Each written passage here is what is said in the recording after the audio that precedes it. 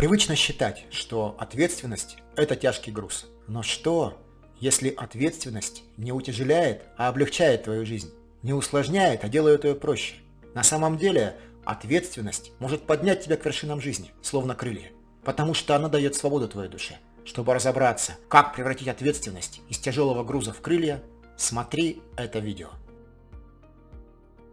Продолжаем собирать картину мироздания. Сегодня наша тема – ответственность. Это важнейший, стержневой элемент в жизни каждого человека. Вот только зачастую ты не хочешь ее на себя брать, потому что она воспринимается как тяжесть. Существует 5 причин, почему ответственность воспринимается как тяжесть. Каждая причина – это отдельный груз, который ее утяжеляет. То есть ответственность – это словно штанга, на которой висят несколько дисков. И чем больше дисков удастся с этой штанги снять, тем легче тебе будет ее поднять. И все эти причины ощущения ответственности как тяжести связаны с неверным и недостаточно глубоким ее восприятием. Сейчас мы будем менять восприятие ответственности и снимать со штанги лишний вес. Тяжесть уйдет, а ответственность останется. Первая причина ощущения тяжести и ответственности. Нет понимания истинного объема и сущности своей ответственности в жизни. За что вообще я отвечаю? Перед кем я отвечаю? Когда непонятна основа своих обязательств, конечно, это порождает тяжесть. И возникает вопрос, почему? А почему, собственно, мне за что-то нужно отвечать? Как снять этот груз? И нужно ли тебе за что-то отвечать? Для начала давай определим предмет ответственности. А он определяется очень просто, одной единственной фразой. Никто, кроме меня, не отвечает за мою жизнь. То есть ты отвечаешь именно за свою жизнь. Не нужно отвечать за весь мир. Ты не можешь отвечать перед всеми и за всех. Не стоит взваливать на себя этот груз. Но отвечать за себя вполне возможно и по силам. И одновременно не стоит перекладывать на других ответственность за свою жизнь. Иногда кажется, что перекладывание ответственности – это способ облегчить жизнь. Но он в итоге приводит к зависимости, чувству несвободы и утяжелению жизни. А почему вообще именно ты отвечаешь за собственную жизнь? Потому что качество твоей жизни определяется не внешними факторами, а состоянием, в котором ты живешь. А свое состояние выбираешь только ты. Простить или обижаться, любить или ненавидеть, действовать или унывать – это твой выбор. Это понимание приносит ясность и облегчение. Ты отвечаешь за то, за что можешь отвечать, за себя, и не отвечаешь за то, за что не можешь, за других людей. Вот и все. Вторая причина тяжести ответственности. Ответственность воспринимается как некий внешний долг. Отвечаю, значит я кому-то что-то должен. Я что-то должен другим людям. И это даже не про прямые обязательства. Это про то, что люди от тебя чего-то ждут вообще. И нужно соответствовать. Или вообще ты должен следовать каким-то правилам. Более того, некоторые люди ощущают, что Бог от них тоже чего-то ждет. Он ждет исполнения правил, заповедей. Ну и, конечно, этому нужно соответствовать. Поэтому ты делаешь не то, что хочешь, а то, что должен. Чего ждут от тебя другие люди, чего требуют правила, чего желает Бог. И, конечно, такой долг не просто ощущать и выплачивать. Это очень тяжело. Как снять этот груз? Секрет в том, что нужно фокусироваться на себе. Ты отвечаешь за свою жизнь перед собой. Перед собой. За то, как ты живешь, чем наполняешь свою жизнь. Не перед другими людьми. Не перед какими-то правилами и традициями, обычаями, шаблонами. Даже не перед Богом. Богу, ему вообще не нужно, чтобы ты перед ним отвечал. Ему нужно, чтобы ты был счастлив. Вот такое у него на самом деле искреннее желание. Если ты кому-то что-то и должен, ты должен себе. Потому что в конечном счете все твои слова, мысли, действия определяют именно твою жизнь. Например, если ты обманываешь других людей, ты в первую очередь наполняешь ложью и обманом свою жизнь. Это повлечет последствия для тебя. Если ты не хочешь наполнять свою жизнь обманом и насилием, ты не будешь так поступать по отношению к другим людям. Не из-за соблюдения каких-то правил, не из чувства долга, не потому что ты обязан, а потому что каждое твое действие, слово и мысль формируют твою жизнь. Все, что ты делаешь и думаешь по отношению к другим, ты думаешь и делаешь по отношению к себе, любимому. Именно так это и работает. Ответственность перед собой неизбежно влечет ответственность перед другими. Просто без чувства, что это навязано извне, что это какие-то правила, обязательства, без ощущения «я должен».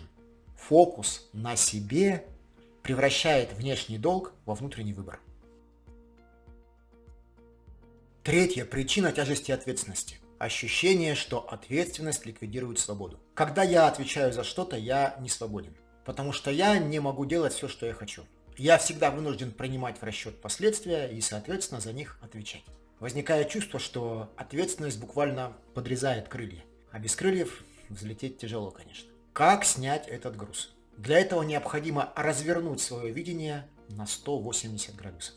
Потому что на самом деле все ровно наоборот. Ответственность не только не лишает тебя свободы, она тебе ее дает. Быть свободным можно только в состоянии ответственности.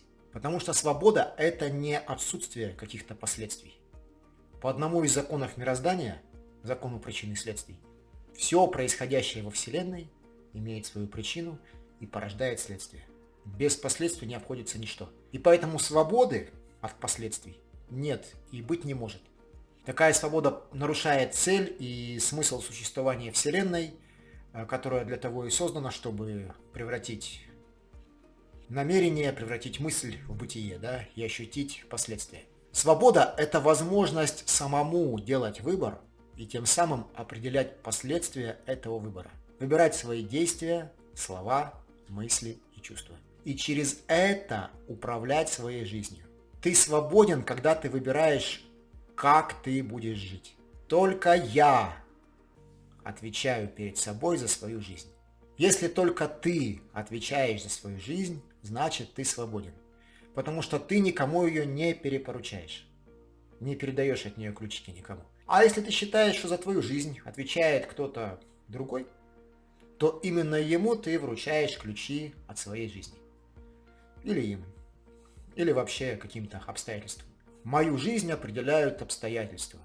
Не мы такие, жизнь такая. Нет, твою жизнь определяешь именно ты. А обстоятельства – это всего лишь ее внешние условия. Больше ничего. Есть такой замечательный фильм, называется «Жизнь прекрасна». Он о том, как можно жить свою жизнь в самых чудовищных и совершенно непредставимых обстоятельствах, когда, казалось бы, жить вообще невозможно. И тем не менее, жизнь продолжается. Рекомендую посмотреть. Ты становишься свободен, как только перестаешь перекладывать на кого-то ответственность за свою жизнь. В этом случае ты начинаешь гораздо меньше следить за другими людьми. Ну, так-то, конечно, ты за ними следишь. Тебе же интересно, потому что они же за тебя отвечают. Ну и как там они, что там будет тогда? Ты начинаешь больше концентрироваться на себе. Поэтому состояние свободы тесно связано с фокусом на себе. Как только ты фокусируешься на себе, ты перестаешь перекладывать ответственность на кого-то еще, перестаешь винить других в своих бедах и проблемах, потому что, пока ты винишь других, ты же ничего не можешь сделать для решения своих собственных жизненных вопросов. Как ты сделаешь? Ведь ты отдал руль управления своей жизнью другим людям. Они и рулят, конечно. Я предлагаю такую действенную практику. Как только ты обнаружил в себе стремление скинуть на кого-то ответственность за то, что ты оказался вот в этой жизненной точке конкретной, вот именно там, где ты сейчас, и тебе не очень нравится то, где ты оказался, хочешь переложить ответственность за то, что происходит в твоей жизни, нужно взять бумагу и написать «Хозяин моей жизни». И дальше указать того, кому ты хочешь вручить эти ключи, на кого хочешь все спихнуть. Жена, муж, мама, папа, ребенок, начальник, сосед, чиновники, олигархи, государство, Путин лично, в конце концов, рептилоиды с планеты Нибиру. Кто угодно, кого ты обвиняешь в происходящем в твоей жизни. И после этого расписаться внизу.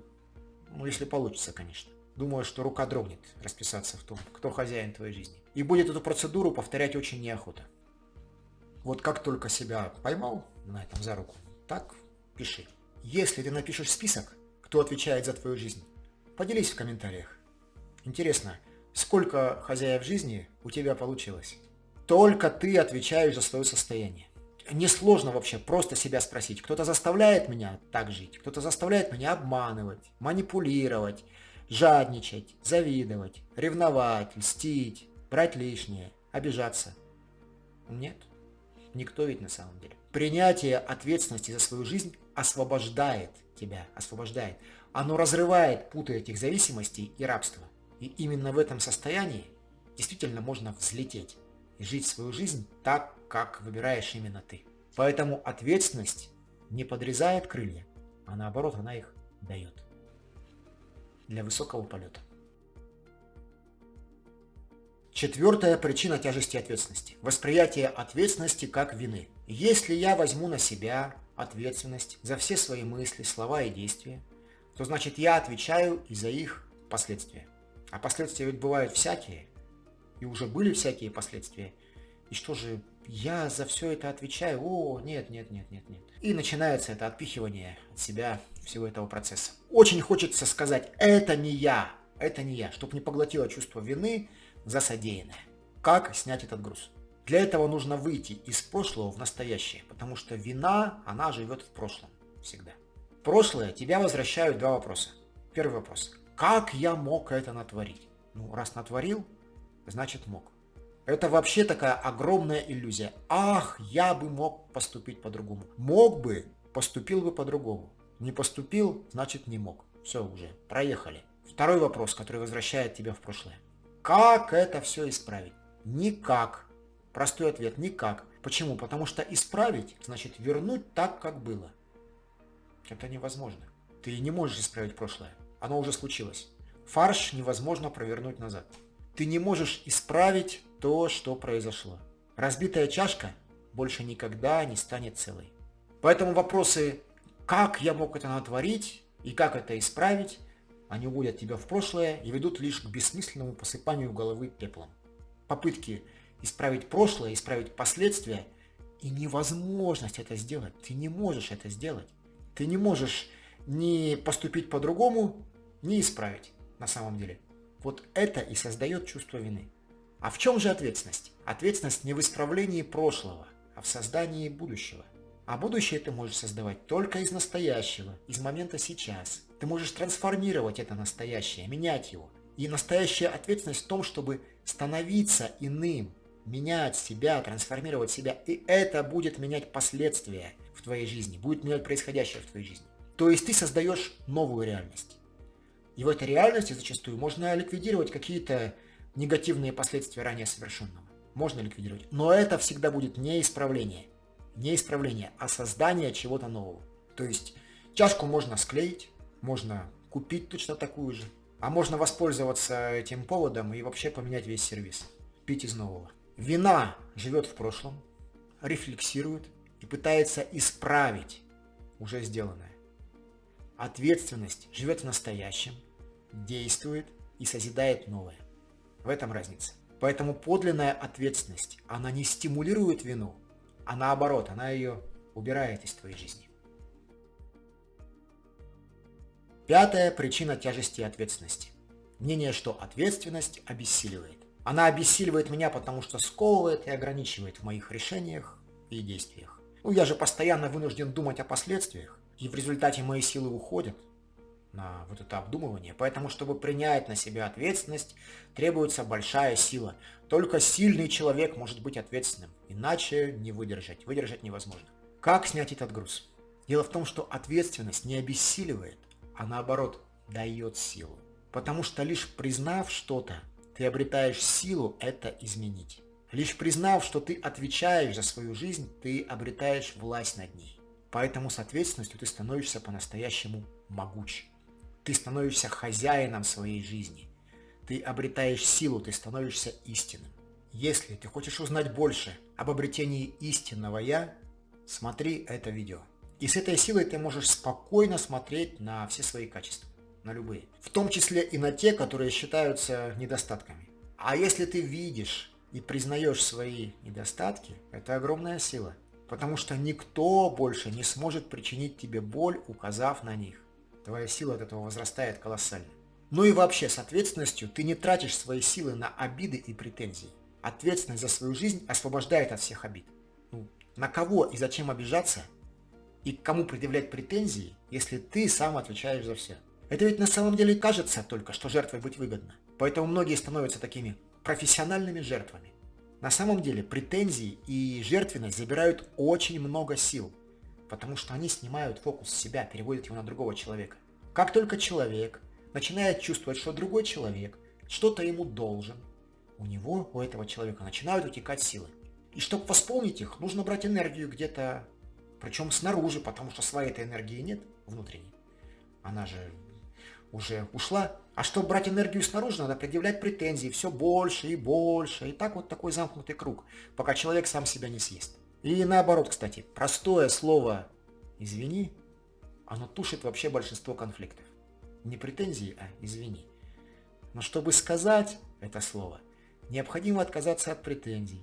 А чтобы отказаться от претензий, нужно иметь ответственность за себя. Поэтому с принятием ответственности к тебе приходит сила изнутри. Не сильный человек и поэтому ответственный, а ровно наоборот. Ответственный человек и поэтому сильный. Вот так происходит. Итак, ответственность за свою жизнь дает тебе подлинную свободу и силу. Она избавляет от чувства вины. Она наводит фокус твоего внимания внутрь, на себя. При этом ответственность – это простая и ясная категория. Она понимается практически с любого уровня. Для принятия простой истины «я выбираю, как мне жить» не нужно никаких обширных эзотерических знаний, не нужно понимания хитросплетения кармических узлов и их завязки-развязки, не нужно ясновидения всех процессов. Достаточно простого решения. Я сам отвечаю за свое состояние. А еще именно из ответственности возникает настоящая любовь к себе. Ты любишь себя только если ты творец. Тогда это подлинная любовь к себе. А творец ты лишь тогда, когда ты отвечаешь за свою жизнь. Иначе ты жертва. Поэтому, научившись любить себя, становится возможна любовь к другим. Получается, что ответственность за свою жизнь – это фундамент истинной любви. И принятие на себя этой ответственности – это переломный момент на твоем духовном пути. Да и вообще на жизненном пути. Это момент твоего духовного рождения. Момент, когда ты наконец-то начинаешь обретать единство со своей душой и начинаешь жить на высоких вибрациях. Тема ответственности – одна из важных тем в жизни человека и устройства мироздания. Если ты хочешь узнать, как связаны ответственность и духовное рождение, смотри это видео. Получить ключи к мирозданию ты можешь в моей книге. Ссылка в описании к видео. Создавай себя, ведь созданное останется с тобой навсегда. С любовью к вам, Андрей Беленцов, проект «Новый мир».